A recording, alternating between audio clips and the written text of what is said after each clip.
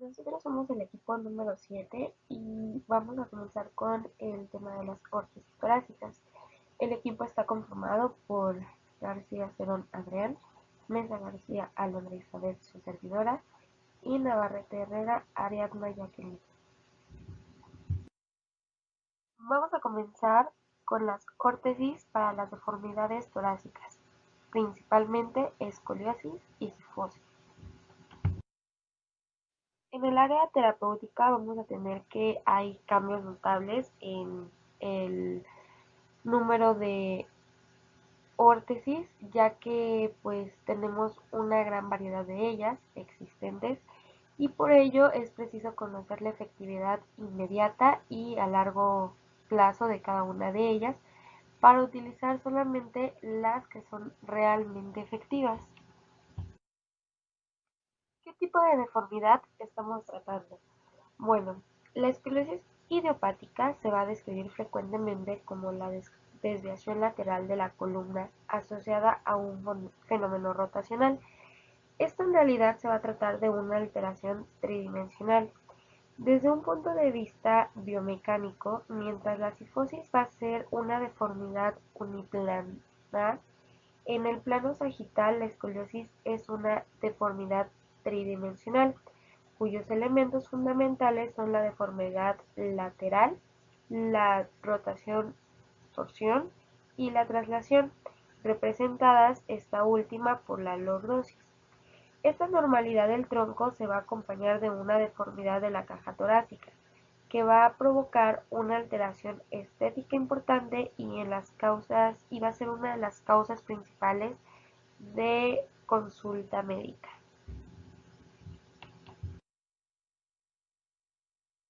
De forma muy esquemática se habla de la escoliosis como una desviación lateral, en posición a las desviaciones anteroposteriores que son la cifosis y la lordosis.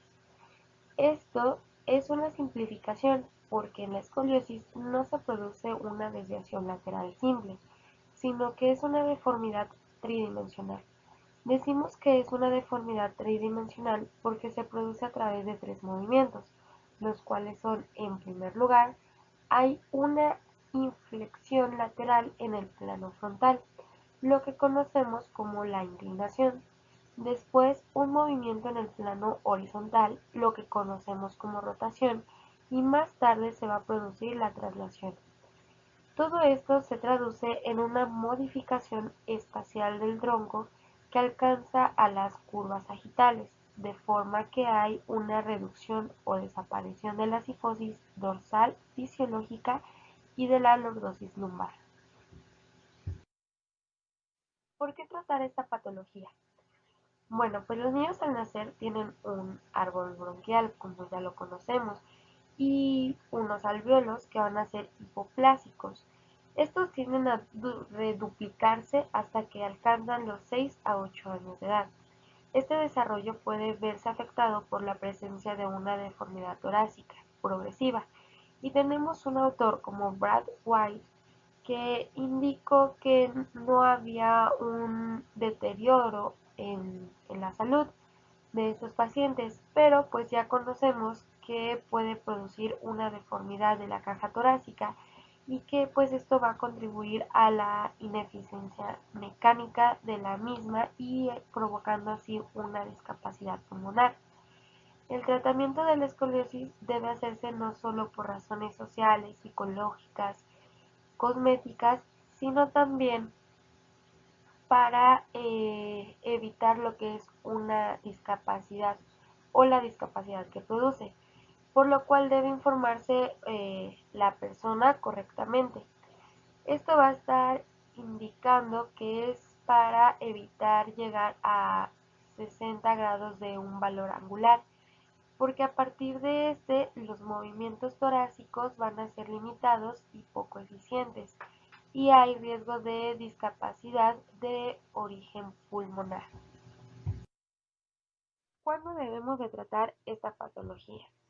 Bueno, vamos a tener tres parámetros principales, pero antes de hacer mención de ellos es importante recalcar que cuando tenemos una angulación menor de 20 grados no se debe de colocar una órtesis. pero cuando este es mayor, sí se tiene que colocar una órtesis. Y esos tres parámetros nos van a indicar que definitivamente sí se tiene que colocar. El primero es tener una angulación mayor de 25 grados del valor angular. El segundo es que estos eh, ángulos evolucionen y aumenten más de 5 grados desde el último control. El tercero es que el sujeto esté en crecimiento, es decir, que los cartílagos vertebrales sean fértiles. Ahora, como objetivo del tratamiento ortésico de la escoliosis idiopática, tenemos que es evitar la progresión de las curvaturas y que los resultados se mantengan tras la retirada del corsé. Ahora bien, tenemos los criterios para valorar después de la aplicación de esta órtesis, y el primero es el valor angular. El valor angular es que vamos a comparar desde antes de colocar la órtesis y al finalizar el tratamiento, que es a la retirada del corset. Tenemos también la inferencia estadística. Según esta, es encontrar diferencias estadísticamente significativas que solo indica que el azar no explica la discrepancia entre la hipótesis alterna y la hipótesis nula, pero no permite afirmar de forma categórica si los resultados obtenidos son debidos al tratamiento aplicado o a la propia historia natural de la enfermedad. Esa es una desventaja, por llamarlo así, de este criterio para valorar. También tenemos el, el siguiente, que es el índice de efectividad, que puede determinarse a su vez de dos formas. Uno con el índice de efectividad inmediato, en el cual es la capacidad para reducir el valor angular de la curvatura en la primera aplicación de la órtesis. También tenemos que la órtesis debe de conseguir en la primera aplicación una reducción del valor angular superior al 30%. Eh, y bueno, hasta aquí con los criterios. Tipos de corset.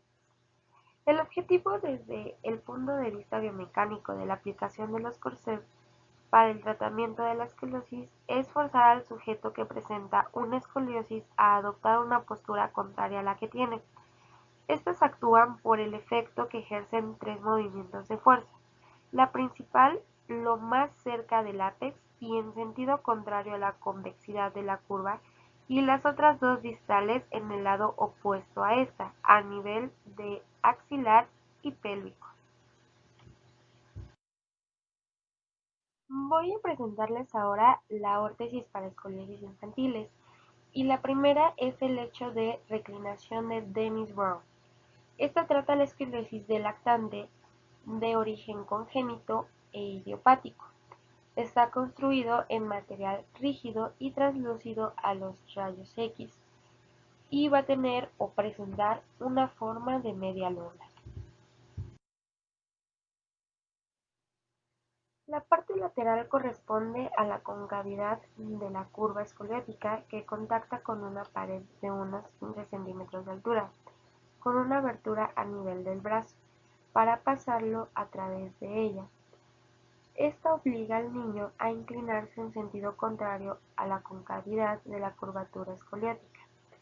Una cincha o faja de cuero de presión regulable, que tiene su origen en el borde interno de la pared lateral del lecho, pasa por debajo de la región lumbotorácica y ventralmente para la parte inferior del tórax, para insertarse en la parte superior de la pared lateral, con el objetivo de incidir sobre el ápex de la convexidad de la curva y corregirla durante el tiempo que el niño permanece en el lecho. Todo el interior del lecho va forrado con una capa gruesa de gama espuma, con el fin de evitar decúbitos. La gama espuma va cubierta de sky o plástico similar para impermeabilizar y facilitar su higiene. Dentro de esta misma clasificación de la escoliosis infantiles, tenemos el arnés de Calabi. Esta es una órtesis que se emplea a partir de los 11 meses, cuando el niño empieza a incorporarse y camina. Se puede utilizar hasta los 2 años, cuando se puede cambiar por una órtesis toracolumbo-sacra de polipropileno y tiene las mismas indicaciones que el lecho de Dennis Brown. Este está formado por un arnés que consta de una anilla y dos bandas construidas en su parte externa con un cuero flexible y forrado en su parte interna con material blando. La parte que está en contacto con el cuerpo va a estar cubierta con piel de guante muy suave. La anilla se sitúa alrededor del hombro y existe una banda a nivel de la cadera, por debajo de la ala ilíaca y por encima del trocánter mayor, en un lado de la concavidad de la curva y otra en la parte contralateral correspondiente a la convexidad de la curva, a un nivel situado sobre la parte inferior de la parrilla costal. Las tres piezas se van a unir en sentido diagonal mediante correas regulables que permiten conectar tanto con la parte anterior como la posterior. El sistema se complementa con una banda inguinal que pasa por debajo de la nalga, que se inclina y termina en la pieza pélvica.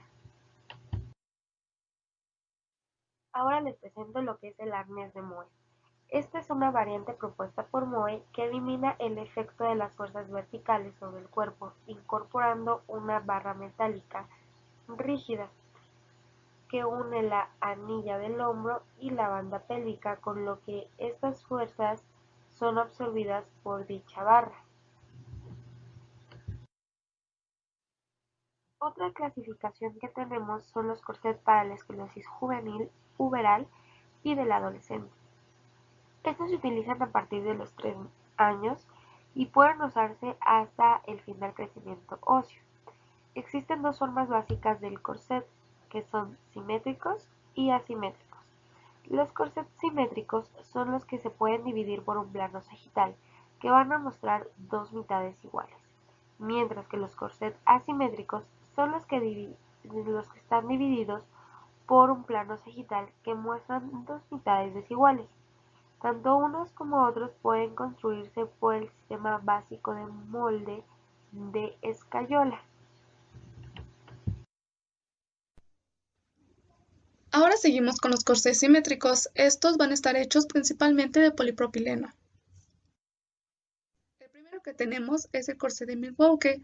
Este es un prototipo de corsé activo-pasivo que asocia un sistema de extensión y de rotación activa con un sistema de presión mediante placas a nivel del ápex de la curva. La superestructura son tres barras verticales y un aro metálico occipito-mentoniano. La cesta pélvica es simétrica, con un cierre posterior mediante bandas de velcro y que se apoya sobre la pelvis. En las barras posteriores se colocan las almohadillas de presión sobre las gibosidades. En la barra anterior se coloca un vástago metálico de protección torácica. Corsé de Boston. Este es un corsé medular de polipropileno. En su parte anterior se realiza una presión abdominal ligera hasta el apéndice sifoides del esternón. Este es el modelo clásico para la escoliosis que tiene en su vértebra límite superior por debajo de T8. Debe respetar la lordosis fisiológica lumbar y se colocan unas almohadillas de presión sobre los arcos costales que corresponden a las vértebras apex y en la zona posterior y lateral. Cuando ésta se encuentra por encima de este nivel, se añade una estructura y pasa a denominarse corsé de Boston con supraestructura. Existe una modificación para las escoliosis neuromusculares, a las cuales se les denomina Boston Soft. Permite una más fácil aplicación, una menor limitación de la expansión torácica y una reducción de presiones sobre la piel, una correcta estabilidad y alineación del tronco en la silla de ruedas. También está indicado porque produce un posicionamiento postural, corrige la escoliosis, mejora la posición sedente, previene y corrige deformidades. alivia el dolor y permite utilizarse después de la cirugía de escoliosis. Corsé de Lyonés. Este es un corsé pasivo cuyo principio de aplicación es la acción ejercida por la aplicación de 3 puntos de fuerza, con unas fuerzas laterales secundarias a nivel de las vértebras neutras y otra principal en dirección contraria a las secundarias, sobre la vértebra apex. Las placas que presentan en su interior también ejercen unas fuerzas en sentido desrotador. La placa dorsal empuja la gibosidad de atrás hacia adelante. Corsé Olympia. Este comprende una cesta pélvica de Plexidur termoconformable con unas bandas elásticas lumbares y torácicas, un apoyo axilar termoconformado y una contención external que controla la sifosis torácica. Todo el conjunto lo unen 2 barras de duraluminio, una anterior y otra posterior. Se construye a partir de un molde obtenido en discreta tracción cervical. Su objeto es la corrección proprioceptiva del raquis en curvas de poca entidad. Ahora continuamos con los corsés asimétricos. Corsé de Chenau. Este actúa a través de los principios de la hipercorrección tridimensional desrotadora.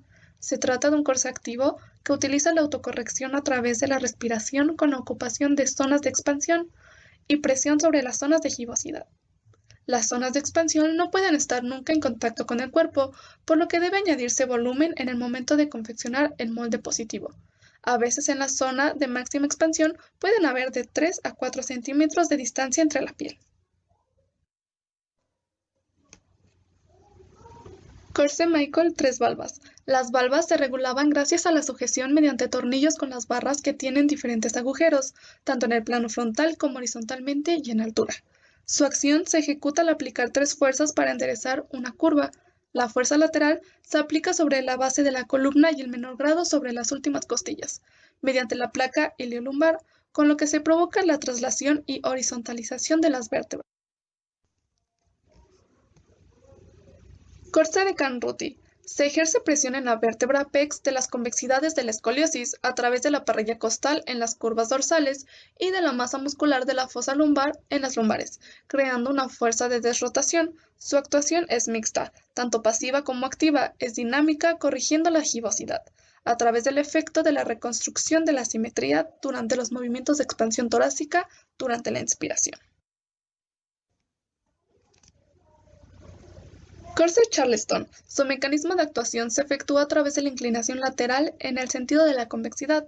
Tiene escasas indicaciones solo para la escoliosis de escaso valor angular entre 20 grados a 30 y solamente es en uso nocturno.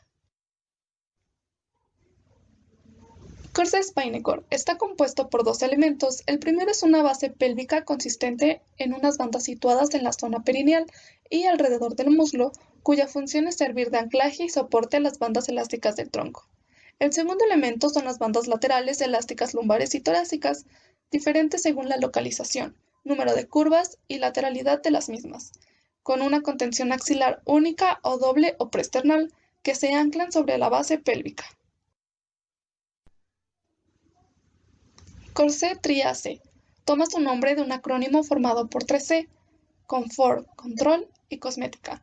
Lo característico de esta órtesis es que está formada por 2 piezas separadas, una dorsal y otra lumbar, que se unen a través de un mecanismo flexible en la parte contraria de la placa de presión de la convexidad de la curva dorsal. Esta parte flexible permite que el paciente se mueva de flexión, extensión e inclinación lateral del tronco. Ahora vamos a continuar con las normas de seguimiento de los corsés. Estos no pueden asumirse si no se evalúa que el corsé está actuando de forma correcta. Una vez que el paciente se adapte a la órtesis, deberá efectuarse el primer control cuando sea portador de la misma 7 días a tiempo completo. El control incluirá una exploración clínica y radiológica convencional. Es necesario determinar si hay problemas en la piel, con zonas de presión, úlceras o edemas de contacto, si las cintas o hebillas sufren deterioros que impidan un correcto ajuste.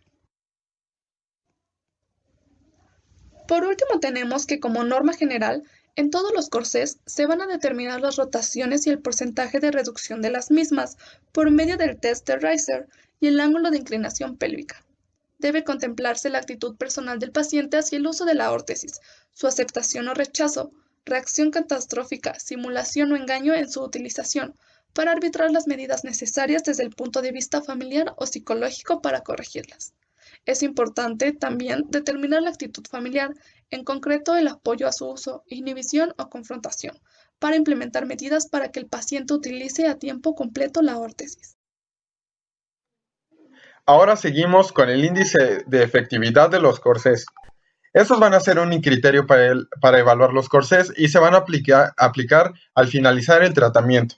El índice de efectividad es el resultado de sumar las curvas que permanecen estables y las que mejoran, y las vamos a dividir entre el número total de curvas analizadas. También vamos a incluir las que empeoran y las pérdidas de seguimiento.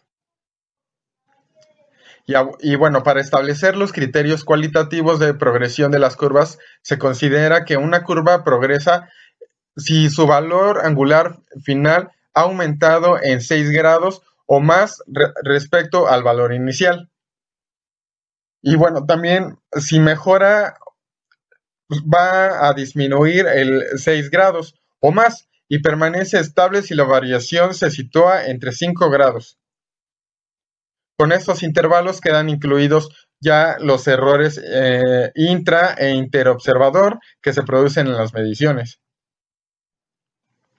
Ahora vamos con los controles posteriores. Los controles posteriores como tal, pues los vamos a efectuar de forma rutinaria, ya puede ser cada 3 meses después del primer control. Posteriormente, pues ya vamos a empezar a analizar cada 6 a 9 meses hasta finalizar con el crecimiento. Algo importante que tenemos que efectuar es un control de 2 años después de haber finalizado el crecimiento y haber retirado la órtesis. Esto vamos a hacerlo con la finalidad de valorar la efectividad. Para evaluar la calidad de vida del paciente en relación con su deformidad, vamos a ayudarnos de cuestionarios, los cuales pueden ser el SRS-22 y el CAVIDRA. El CAVIDRA, pues como sabemos, es el que va a evaluar la calidad de vida del paciente y pues qué tan factible es en las actividades de su vida diaria. Ahora seguimos con la hipercifosis. En esta vamos a encontrar la enfermedad de Scheuermann u osteocondrosis vertebral. Y pues es una patología que se va a desarrollar en la infancia y en la adolescencia. Esta va a ser una de las causas más frecuentes de la cifosis estructural en la adolescencia. Como dato histórico tenemos que en 1964 Sorensen definió a la misma como una cifosis estructural con acuñamiento vertebral anterior de 5 grados en 3 o más vértebras torácicas adyacentes. Una de las diferencias de la actitud hipercifótica, que la actitud hipercifótica es donde no existirá la deformidad vertebral. En la clínica, ¿qué vamos a tener? Vamos a tener que se presenta entre los 10 y 15 años. Y como dato más notorio, pues es que vamos a encontrar la deformidad de la espalda. El dolor que vamos a tener pues va a ser localizado en el ápex de la curvatura en la séptima u octava vértebra dorsal u ocasionalmente en la charnela toracolumbar. El dolor pues no va a tener irradiación y pues no nos va a dar una incapacidad para las actividades diarias ni físicas. Y en la sintomatología se va a exacerbar a medida que va produciéndose la maduración esquelética de la columna dorso-lumbar. Ahora bien, ¿cuándo tratar la cifosis? La cifosis menor de 45 grados no nos va a causar alteraciones estéticas o funcionales, pero sobre los 60 grados puede producir alteraciones. Y bueno, la cifosis tiende a progresar hasta la maduración esquelética, pero no se sabe el porcentaje porque pues todavía no está determinado y tampoco la evolución natural de la enfermedad no está bien definida. En el diagnóstico precoz y la flexibilidad, pues van a ser los factores para obtener los mejores resultados con el tratamiento. Y bueno, el tratamiento con corsé ya se ha considerado como el gold standard en curvaturas mayores a 45 grados. Y si el diagnóstico, incluso si se realiza antes de la maduración esquelética, pues vamos a tener grados mayores. Si hay deformación Esta va a progresar entre 60 a 80 grados en la curva torácica o mayor de 65 grados en la curva toracolumbar. Y bueno, debe realizarse la estabilización quirúrgica para evitar complicaciones cardiopulmonares. Algunas de las indicaciones para el tratamiento quirúrgico son similares al resto de las deformidades del raquis. Tenemos como primero la progresión de la deformidad con pérdida del balance sagital, dolor refractario, compromiso neurológico y o alteración cosmética. Ahora vamos a seguir con los tipos de órtesis. Para la cifosis, el primero que vamos a mencionar es el de Milwaukee. Este es un tratamiento para la escoliosis y está indicado en curvaturas con ápex superior al de 8. Lo que nos va a reducir Milwaukee es la cifosis dorsal y también nos va a corregir la hiperlordosis lumbar. Algo que lo caracteriza muy bien es que este va a ser de uso permanente durante todo el día. Seguimos con Boston. Este fue descrito en el tratamiento de la escoliosis y cumple las mismas características. Y se caracteriza principalmente porque se añade una placa de cifosante en el ápex de la curva cifótica. Ahora seguimos con el perricón. Esta es una órtesis bivalva de cuya parte anterior sale una pletina. Esta pues puede ser de material de duraluminio o acero y esta va a alcanzar el manubrio external y actúa como contrapresión de la placa situada sobre el ápex de la curva cifótica. Ya casi por último pues tenemos el Maguelón, que es una modificación, bueno, es parecida al Milwaukee, pero esta va a cambiar la cesta pélvica y las placas de apoyo. Y estas placas pueden ser planas o curvas. Y el collarín, que se sitúa más abajo y no se apoya ni en mentón ni tampoco en occipucio. El Swain, esta está fabricada en termoplástico rígido sobre molde de escayola positivo obtenido pues del paciente y este va a tener cierres metálicos mediante bisagras progresivos laterales o posteriores. Pues nos va a permitir incorporar aditamentos de los hombros. Ahora seguimos con María Adelaida. Este fue diseñado en el Instituto María Adelaida de Torino. Y pues se trata de una órtesis con una cesta pélvica como tal que pues abraza la pelvis y vamos a conseguir el control de la lordosis y de la anteversión pélvica.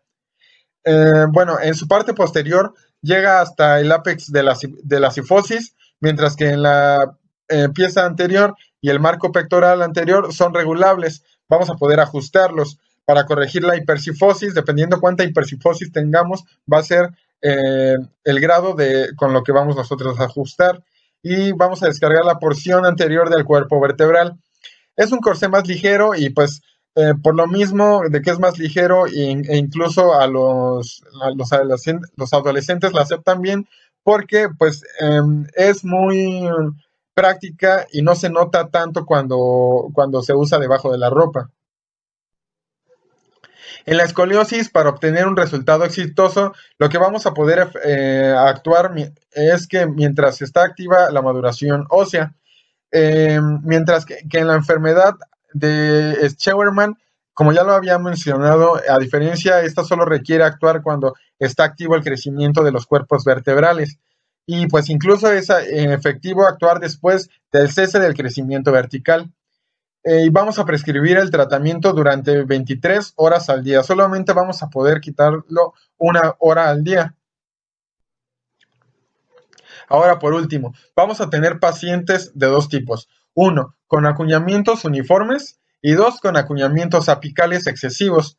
En los acuñamientos uniformes, el tiempo de corrección va a ser en un periodo de entre 9 y 18 meses. La corrección, pues, relativamente se consigue rápidamente. Va a poder descansar el paciente solo en intervalos de 2 a 4 horas. Algo que importante es que hasta que tengamos mantenida la corrección, pues vamos a poder retirar por completo la órtesis, puesto que va a ser en un tiempo más o menos aproximado de 9 meses. Ahora, por último, El segundo tipo de pacientes son los que tienen acuñamientos apicales excesivos. Estos van a tener de valor angular eh, un ángulo de mayor a 8 grados y se requiere un periodo más largo de tratamiento que incluso alcanza los 34 meses. Pues no va a tener descanso y pues vamos a retirar el tratamiento eh, cuando el acuñamiento conseguido sea igual o inferior a 5 grados. Esto fue pues todo y la bibliografía es R. Zamudio Periago, Prótesis, Órtesis y Ayudas Técnicas Masón 2009 en España. Muchas gracias por la atención, profe.